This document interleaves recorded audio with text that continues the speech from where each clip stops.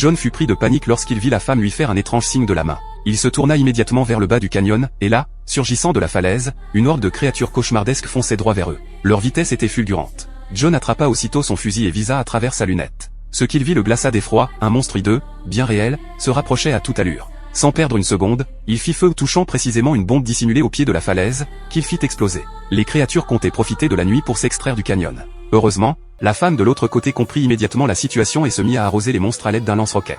Ensemble, ils réussirent à repousser l'assaut. Le calme revint brusquement sur la vallée, et Lisa crut que tout danger était écarté. Mais soudain, elle entendit un bruit sourd venir du fond du canyon. Paniquée, elle recula prudemment, quand une de ces créatures surgit juste devant elle.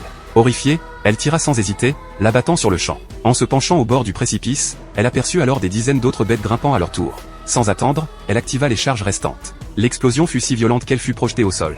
John, voyant cela, déclencha aussitôt les armes lourdes, mitraillant les créatures en pleine ascension. Grâce à son intervention, elles furent de nouveau repoussées. L'assaut avait même déclenché les systèmes de défense automatique du canyon, les mitrailleuses des deux tours de guet s'activèrent enfin et balayèrent les flancs de la falaise. Au lever du jour, la menace semblait enfin éradiquée. Mais John, encore bloqué dans le canyon, ne put se reposer que lorsque Lisa eut soigné ses blessures.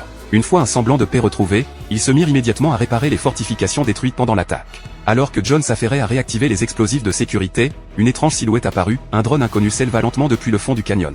Sur le point de franchir la zone de tir, il aurait dû être neutralisé, mais contre toute attente, toutes les armes restèrent muettes. Le drone franchit la crête sans être inquiété, puis s'éloigna dans les airs. 3 mois passèrent ainsi, sans le moindre incident. Le canyon semblait vide, désert, et John et Lisa étaient les seuls survivants dans cette forteresse naturelle. Un jour, Lisa invita John à venir chez elle.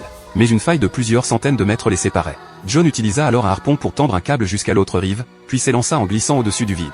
Mais à mi-chemin, un spectacle terrifiant l'attendait.